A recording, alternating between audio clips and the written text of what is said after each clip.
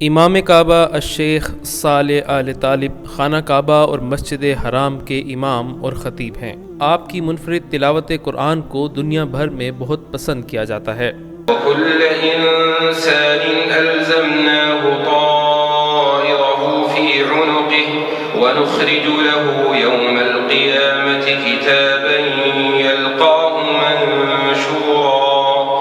شیخ آل طالب مبلغ، امام اور خطیب کے ساتھ ساتھ ریاض کی ہائی کورٹ اور دیگر صوبوں کی عدالتوں میں بھی 3 سال تک جج اور مکہ المکرمہ کی گرینڈ کورٹ کے جج رہے۔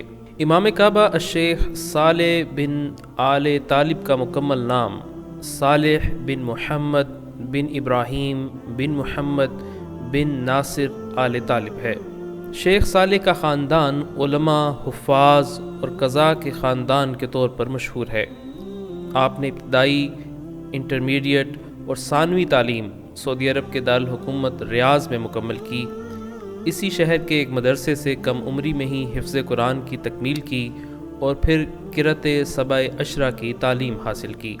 شیخ صالح کو نامور اساتذہ سے تعلیم حاصل کرنے کا شرف حاصل ہے۔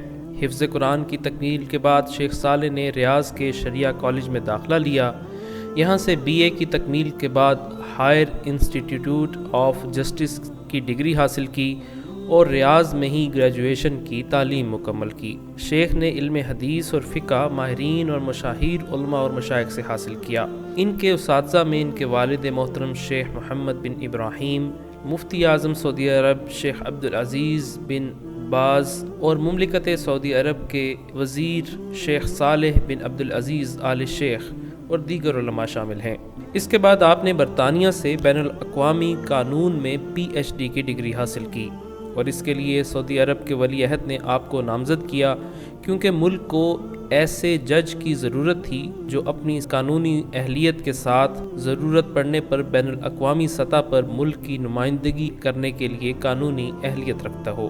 آپ نے انگریزی سیکھنے کے لیے 9 مہینے انگلینڈ میں گزارے اور انگریزی میں مہارت حاصل کی۔ یہی وجہ ہے کہ آپ کو سرکاری اور غیر سرکاری وفود سے ملاقاتوں میں بطور خاص شامل کیا جاتا تھا۔ الشیخ صالح نے سپریم کورٹ سے عملی زندگی کا آغاز کیا اور 3 برس وہاں خدمات سر انجام دیں۔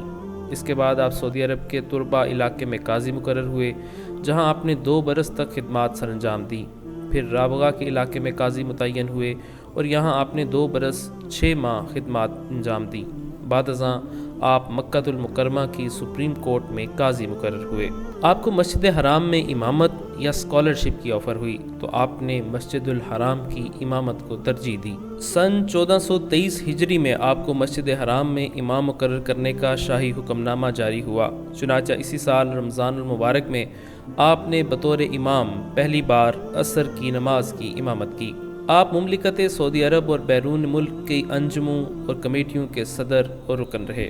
شیخ صالح آل طالب 2018 تک مسجد الحرام کے امام اور خطیب رہے۔ مبینہ طور پر شیخ صالح آل طالب کو 2018 میں گرفتار کیا گیا اور تب سے وہ جیل میں قید ہیں۔ ان کی گرفتاری پر اب تک سعودی حکام کی جانب سے کوئی آفیشیل بیان سامنے نہیں آیا، لیکن یہ دعویٰ کیا جا رہا ہے کہ ان کی گرفتاری ان کے خطبے کی وجہ سے ہوئی، جس میں انہوں نے سعودی عرب میں بدلتے قوانین اور مخلوط عوامی اجتماعات اور تقریبات کے حوالے سے تنقید کی تھی۔ سوشل میڈیا پر انسانی حقوق کی ایک تنظیم نے 22 اگست 2022 کو اعلان کیا تھا کہ سعودی اپیل کورٹ نے شیخ صالح آل طالب کو 10 سال قید کی سزا سنا دی ہے، لیکن اس حوالے سے سرکاری طور پر کوئی تصدیق یا تردید اب تک سامنے نہیں آئی۔